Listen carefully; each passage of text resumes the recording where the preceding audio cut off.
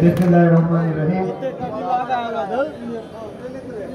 ঐতিহ্যবাহী তারাইল উপজেলা বিএনপির দ্বিবার্ষিক সম্মেলনে আজকের প্রথম অধিবেশনের সম্মানিত সভাপতি, দীর্ঘদিনের এই তারাইল উপজেলা বিএনপির কান্ডারি, যিনি সভাপতির দায়িত্ব পালন করেছেন, বর্তমানে তারাইল উপজেলা বিএনপির সুযোগ্য আহ্বায়ক জনাব সাইদুজ্জামান মোস্তফা ভাই, মঞ্চে উপবিষ্ট আজকের এই সম্মেলনের প্রধান অতিথি বিএনপি জাতীয় নির্বাহী কমিটির অন্যতম যুগ্ম মহাসচিব।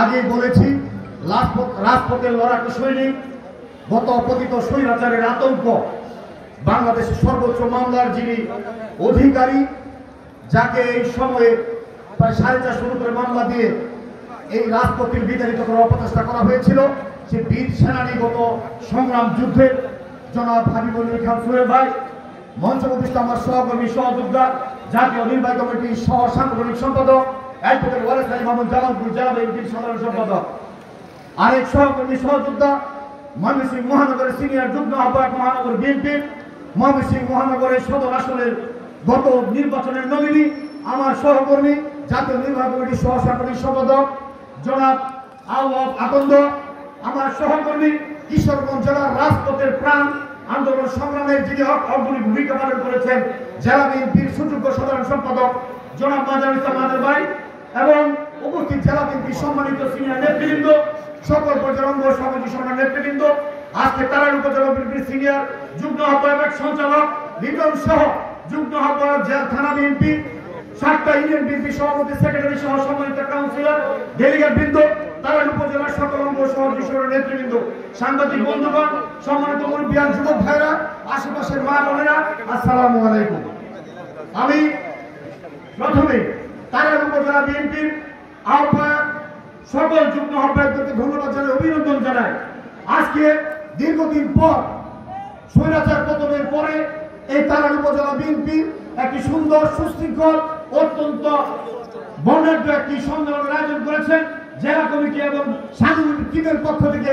আমি উপজেলা বিএনপির নেতৃবৃন্দকে অভিনন্দন জানাই, ধন্যবাদ জানাই। আমি ধন্যবাদ জানাই এই তারাইল উপজেলা বিএনপির সংকট থেকে, আমাদের এই যে ছোটখাটো কিছু অ্যানামলি ছিল, আমাদের মধ্যে কিছু দ্বিধাদ্বন্দ্ব ছিল, ভুল বোঝাবুঝি ছিল, সে অবস্থা থেকে পরিত্রাণ পাওয়ার লক্ষ্যে জেলা বিএনপির পক্ষ থেকে আমরা একটি সংকট উত্তোলন কমিটি করে দিয়েছিলাম। সেই কমিটির আহ্বায়ক ছিলেন জেলা বিএনপির সহসভাপতি জনাব রুহুল হোসাইন, সদস্য ছিলেন 3 জন সাংগঠনিক সম্পাদক, জনাব হাজি ইসমাইল মিয়ার সাংগঠনিক সম্পাদক,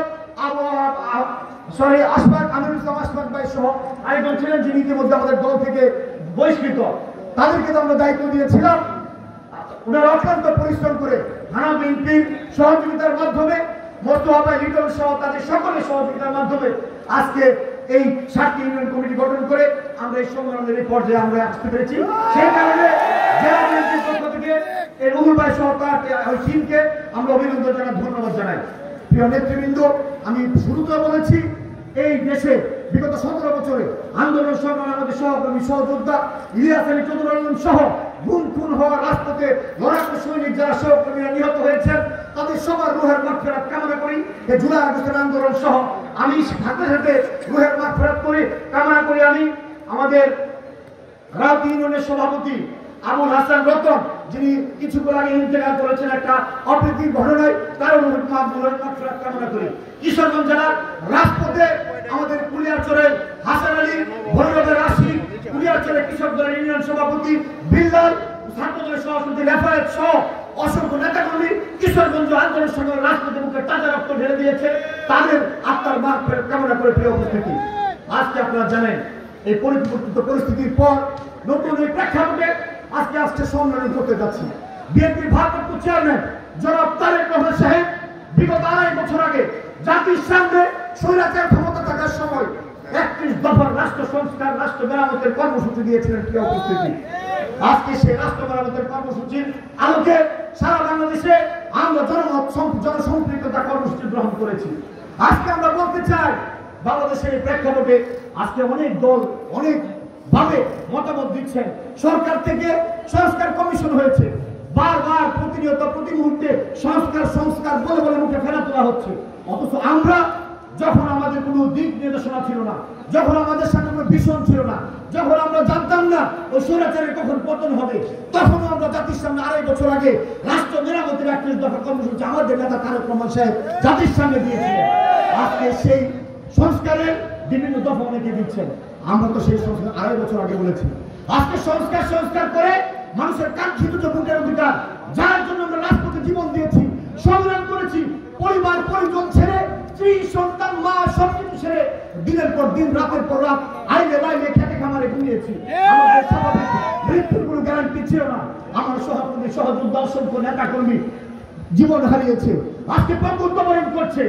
1,35,000 মামলা, 50 লক্ষ আসামি, হিমালয়ের পাহাড়ের মতো একটা অনিশ্চিত ভবিষ্যৎ সামনে থাকার পরেও আমার সহকর্মী সহযোদ্ধা নেতৃবৃন্দ, বিএনপি ভারপ্রাপ্ত চেয়ারম্যান তারেক রহমান সাহেবের নির্দেশে রাজপথে সংগ্রাম করতে, যুদ্ধ করেছি মানুষের ভোটের অধিকারের জন্য, মানুষের গণতন্ত্রের জন্য, স্বাধীনতার জন্য, সার্বভৌমত্বের জন্য। আমরা কেউ এমপি মন্ত্রী হব, আমরা কেউ ক্ষমতায় যাব, এই শব্দকে সামনে রেখে আমরা আন্দোলন করি নাই। আমরা আন্দোলন করেছি তত্ত্বাবধায়ক সরকারের জন্য, এক দফা আন্দোলন করছি ভোটের জন্য। আজকে সেই ভোটের কথা বললেই অনেকের গা জ্বালা উঠে, ভোটের কথা বললেই অনেকের ভালো লাগে না। অনেকে মৌলিক গণতন্ত্রের কথা বলেন যে মেম্বারের ভোটে নাকি চেয়ারম্যান হবে, মেয়র হবে। জাতীয় নির্বাচনের পূর্বে স্থানীয় নির্বাচন আশা করেন, কারণ কি জানেন? তাদের অবস্থান পায়ে চলা মাটি নাই, কেউ মাটি নাই। বিএনপির নেতৃত্বে আন্দোলন করেছে, সংগ্রাম করেছে ভোটের জন্য, গণতন্ত্রের জন্য, এই তত্ত্বাবধায়ক সরকারের জন্য জীবন দিয়েছে, রক্ত দিয়েছে। আজকে আমরা যে সংগ্রামটা করেছি, যে যুদ্ধটা করেছি, আমরা কি কোনো স্থানীয় সরকারের মেয়র, উপজেলা চেয়ারম্যান বা জেলা পরিষদ চেয়ারম্যানকে সরানোর জায়গায় আন্দোলন করছি? আমরা আন্দোলন করেছি প্রধানমন্ত্রী স্বৈরাচারের দিকে হটানোর জন্য। আজকে সেই আন্দোলন যদি এক দফার আন্দোলন হয়, আর এই প্রধানমন্ত্রীকে সরানোর যদি আন্দোলন হয়, তাহলে নির্বাচন হবে আগে জাতীয় নির্বাচন। ভোটের মাধ্যমে মানুষের কাঙ্ক্ষিত প্রধানমন্ত্রী, দেশ শাসনের জন্য আমাদের সরকার গঠন করতে হবে। তার বিভ্রান্তিমূলক কথা বলে জাতির সামনে জাতীয় ঐক্যের মধ্যে ফাটল ধরানোর যে ষড়যন্ত্র হচ্ছে, এটা হতে দেবে না জাতীয়তাবাদী দল।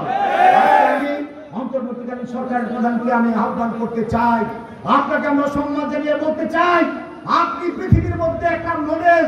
আমরা স্বীকার করি আজকে আপনি আন্তর্জাতিক মানের একজন ব্যক্তিত্ব, আপনার কারিশমেটিক অনেক কর্মকাণ্ড আমরা ভালো দেখছি, কিন্তু আমরা শঙ্কিত আপনার আশেপাশে উপদেষ্টা পরিষদ সহ কিছু রাজনৈতিক দল আপনাকে বিপদগামী করার জন্য অনেক অপচেষ্টা নিচ্ছে, কথাবার্তা বলছে। জাতীয়তাবাদী দল জনগণের সাথে আছে।